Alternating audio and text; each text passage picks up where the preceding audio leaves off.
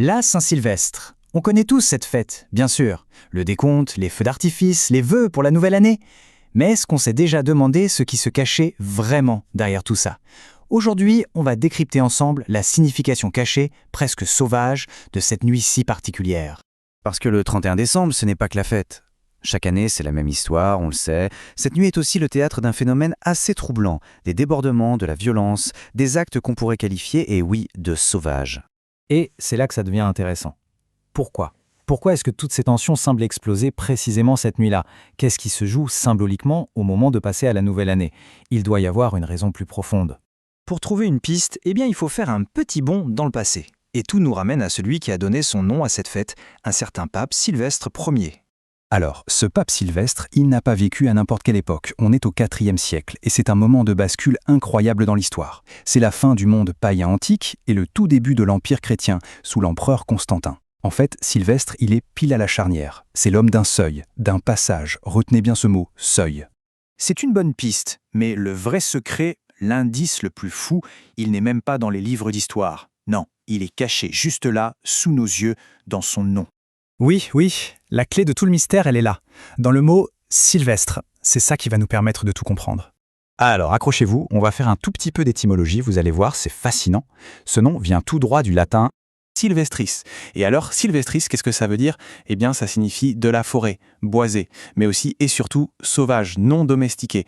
On parlait d'un animal sylvestris pour désigner un animal sauvage. Ah, là, je pense que ça commence à faire tilt, n'est-ce pas? Ok, donc sylvestre égale forêt, sauvage. Mais attention, il faut faire un saut conceptuel. Parce que la forêt, dans toutes les traditions symboliques, c'est beaucoup plus qu'un simple endroit avec des arbres. C'est avant tout un état intérieur. En fait, cette forêt, c'est notre inconscient. C'est le lieu de nos instincts bruts, de tout ce qui bouillonne en nous et qui échappe aux règles, à la conscience. En gros, c'est notre part non éclairée, notre part sauvage, justement. Et cette distinction, c'est vraiment le point crucial à comprendre. D'un côté, on a la forêt où on se promène. De l'autre, cet espace symbolique en nous qui abrite toutes nos forces intérieures non maîtrisées.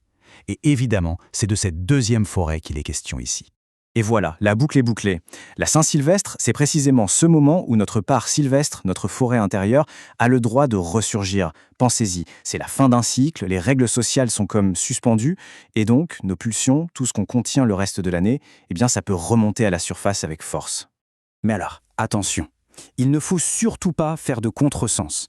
Cette énergie sauvage n'est pas mauvaise en soi, pas du tout.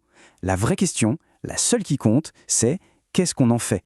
Le côté sauvage, c'est de la puissance. C'est de l'énergie brute à l'état pur, une force neutre qui peut autant construire que détruire. Tout dépend d'un seul et unique facteur, la conscience. Il y a donc deux destins possibles pour cette énergie. D'un côté, si on la laisse sans conscience, sans maîtrise, elle devient un chaos destructeur. Ce sont les violences, les débordements.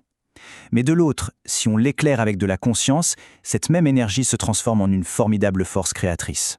Tout ça nous amène donc à voir la Saint-Sylvestre complètement différemment. Ce n'est pas juste une fête pour s'amuser, c'est en fait une véritable épreuve symbolique, un test de maturité en quelque sorte. C'est une épreuve du seuil, pour reprendre notre mot de tout à l'heure. Un passage qui révèle notre maturité intérieure, au niveau individuel, mais aussi collectif. Cette nuit agit un peu comme un miroir de ce que l'on a fait de nos parts d'ombre durant toute l'année.